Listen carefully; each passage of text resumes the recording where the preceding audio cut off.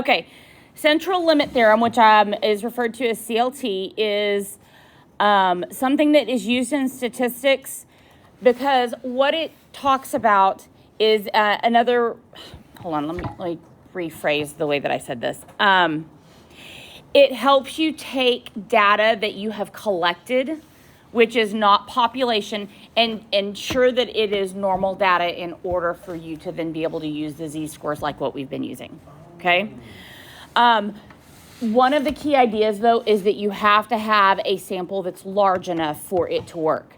Because if you think about it, if all I have is like 5 different things in my sample, that's not going to be enough to ensure that it gives you a normal distribution. The more sample size, the bigger sample size you have, the more things that you're taking a sample of, the more likelihood that you're going to get a normal distribution, okay? So this just sort of goes over a few different things. So when you have your normal, your uniform, skewed, and random, and what happens is the bigger that your sample size gets, the more it gets closer to looking like a normal distribution. So that's kind of the reason. It's also, we'll talk about the law of large numbers at one point, and that's another thing that sort of is incorporated in this. So vocab that you have to remember. The first is that the population is the complete collection of all individuals to be studied. So remember, that's everything, okay? Your sample is a subset, or they put here a sub-collection of members from that population. A parameter, it's a numerical measurement describing the population. Remember, parameter and population, both start with P. And then a statistic is a numerical measurement describing a sample, so S and S.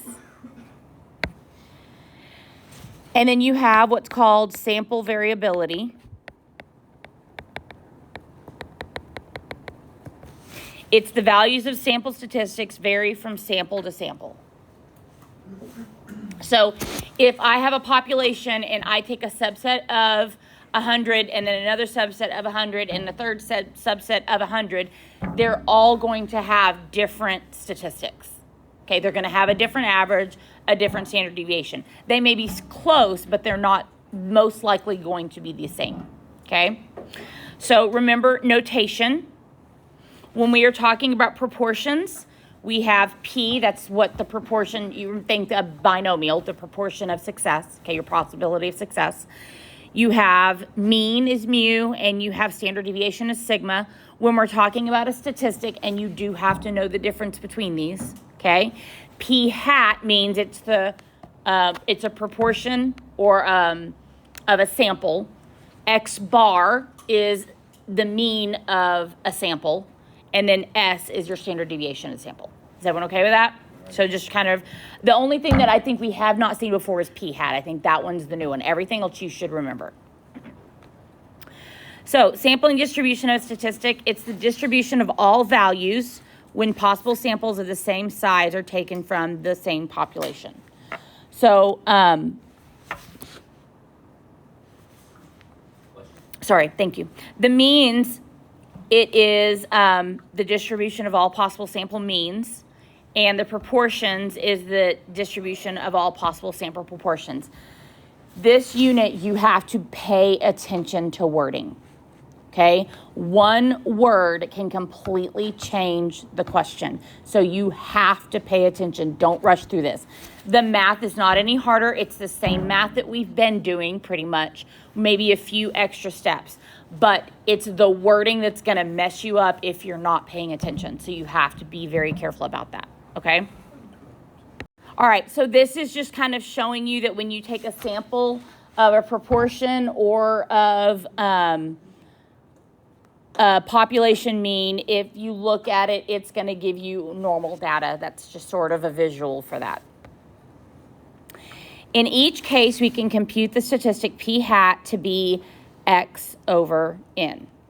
So whenever we are looking at a random sample, So if X is a random variable sample with a distribution that may be known or unknown, so mu X is going to be the mean of X, and sigma X is the standard deviation of X. So that's of that sample, okay? You'll also see us use mu with the subscript of p hat and sigma with the subscript of p hat, okay? So again, it's just notation to say that you understand what type of distribution this is, all right? And then we're about to talk about the formula to say, to let you know how to find your new standard deviations, because that's the one thing that changes this chapter. Is it's not just, it's going to give you a standard deviation, but that's going to be the population, and then we're going to be talking about sample sizes, so you have to know how to find it. Those formulas will be given to you, so you don't have to have them memorized. You just have to know which one to use and how to use it. All right, so all of that, sort of the preface to what we're now getting into, central limit theorem and sampling distribution of X bar. So you have a sample random size n taken from a large population. It has a mean of mu and a standard deviation of sigma. If you draw samples, the sampling distribution now is X bar. So when I give you the mean, it's gonna stay the same for the sample. What changes is your standard deviation. To find the standard deviation of X bar, you do the standard deviation of the population, sigma, divided by the square root of n. So you have to be able to know which one it is that I'm asking, okay? To find z-score. So here is what I personally recommend. Instead of using this z-score formula, I'm going to recommend that you go find your new mu and your new standard deviation, sorry, your new mean and your new standard deviation, and then you use them in the z-score formula you've always used, because it's exactly the same. This just takes into account that sigma changed, okay? But it looks really confusing.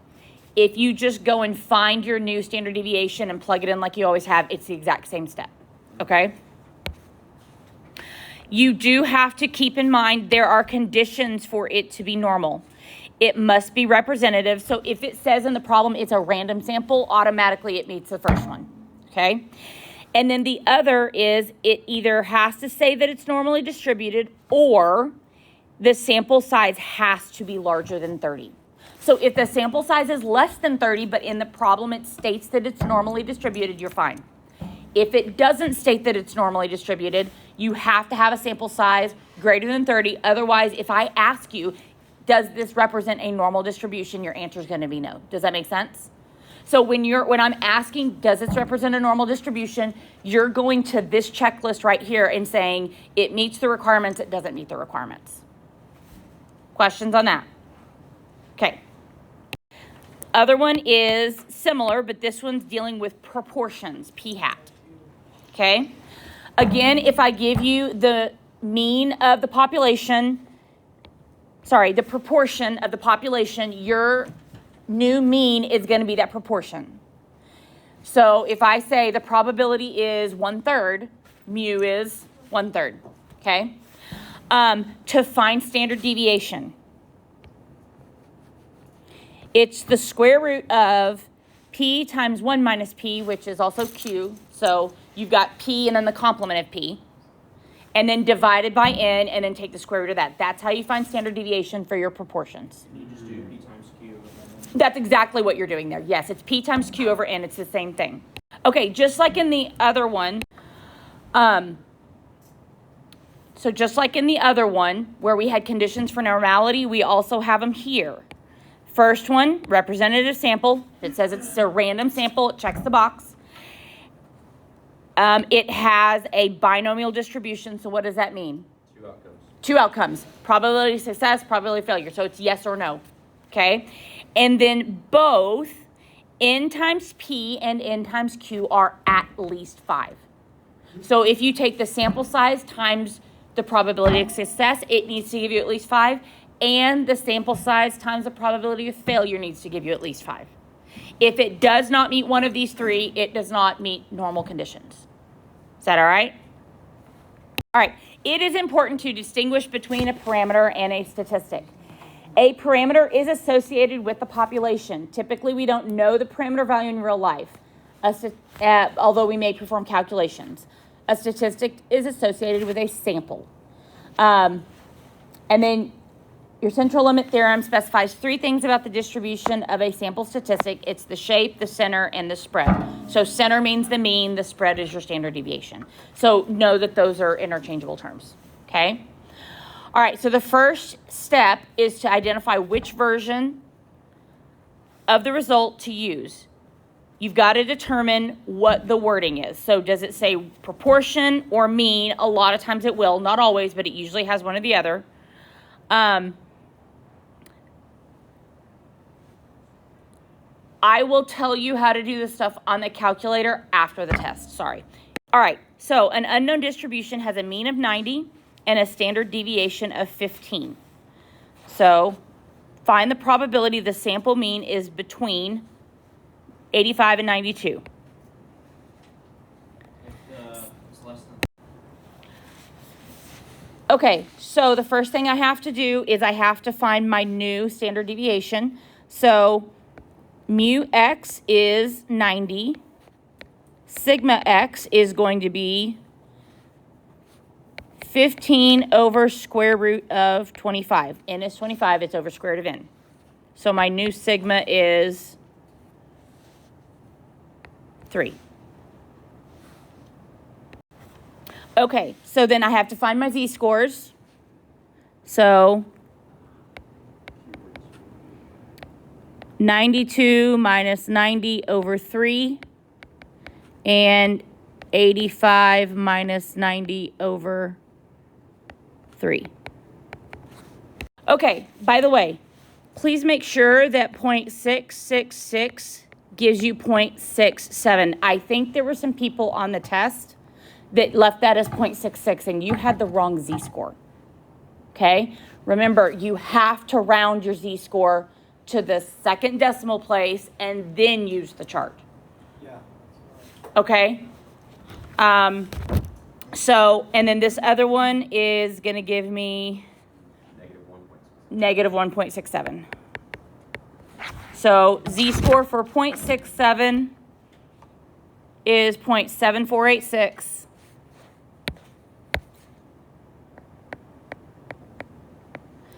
For negative 1.67, 0.0475.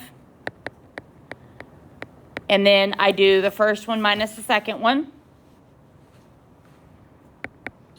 And you get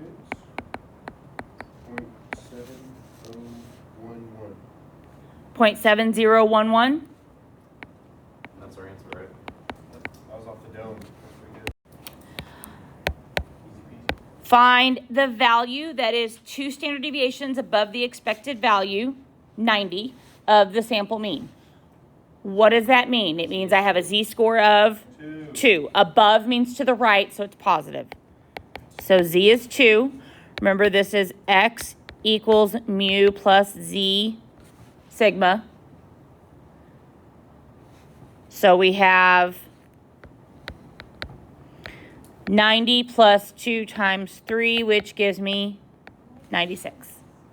We don't have to convert anything, right? Because you've already found your new sigma, you don't have to worry about anything. As long as you use that. Oh, we're using the previous one. Okay, got it. Yes, we're using the same sigma in here. That is correct. Is that okay?